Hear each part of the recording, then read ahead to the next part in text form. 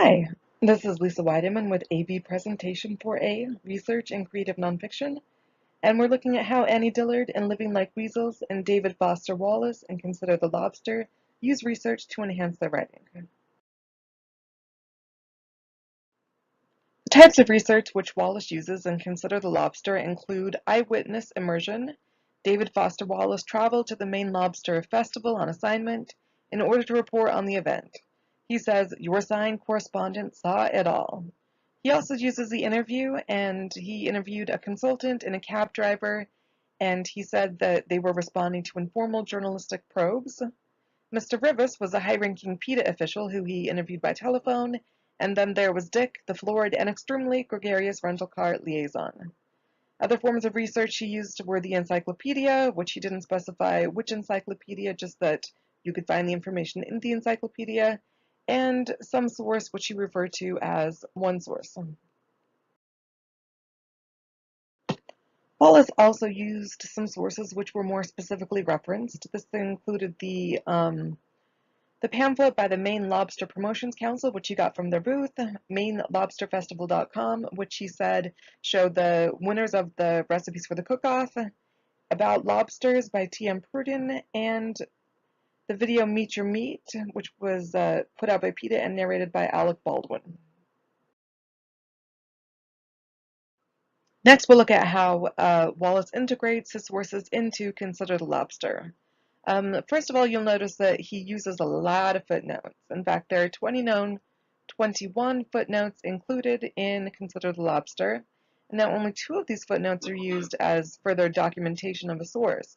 So what are the other 19 footnotes? Well, one of the purposes of footnotes he seems to use is for adding fun facts which wouldn't necessarily fit well into the narrative. And one of these is he talks about the fact that the mid-coasters call the lobsters bugs. And also the quote, "Camden by the sea, Rockland by the smell."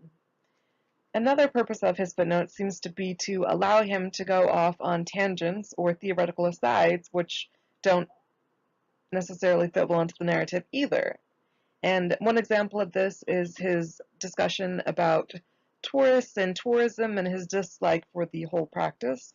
And another of these is his discussion about the animal suffering debate, which he goes on for quite some time about. When analyzing Wallace's use of research, it's interesting to note that most of the information he presents is not specifically documented, like the facts about the lobsters, about how many lobsters are eaten at the festival, the history of the lobster, etc. Another thing that's interesting is that most interviewed sources are not named or quoted, and those who are specifically mentioned seem to be discredited, such as the high PETA official who should have known better than to set up when during the parade, when there wasn't a lot of traffic, etc. And then there was Dick, the rental car liaison, who was shown as being ridiculous and oversharing.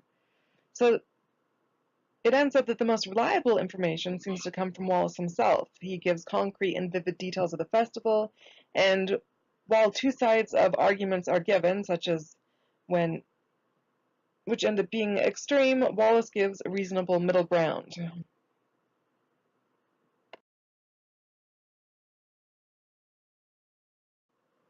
Annie Dillard, in her essay Living Like Weasels, uses 2 main types of sources. One of these is outside sources. These include Ernest Thomas Seton, someone she refers to as one naturalist, and her general idea that she has been studying in the phrase, "I have been reading about."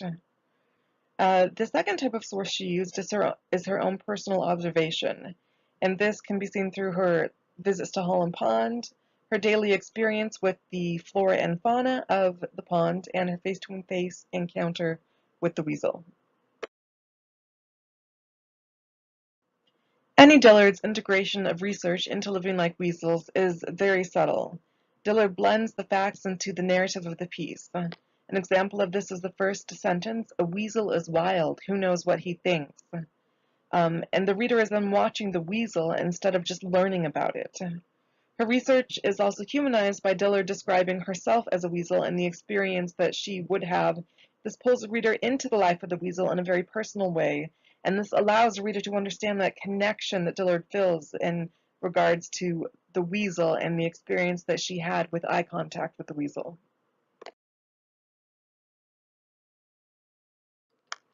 As far as documentation of sources, Annie Dillard only seems to reference sources when she's talking about specific stories. The first one she mentions is the story of a naturalist who has a weasel bite his hand and refuse to let go, and she refers to him as one naturalist. And then second, she specifically mentions a story told by Ernest Thompson Seton about an eagle who was shot out of the sky and is found to have a dead weasel clutched to his throat.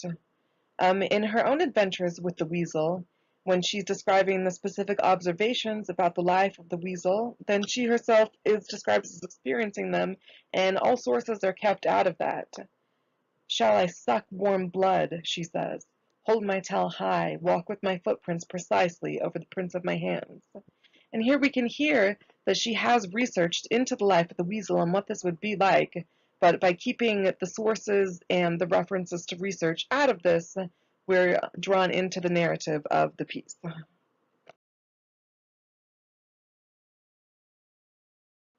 Some of the main differences between research in Living Like Weasels and Consider the Lobster are that Consider the Lobster has an abundance of footnotes, while Living Like Weasels has zero.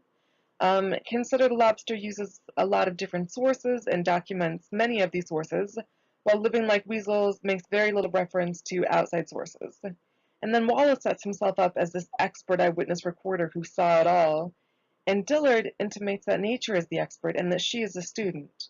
I would like to learn, she says. I might learn something.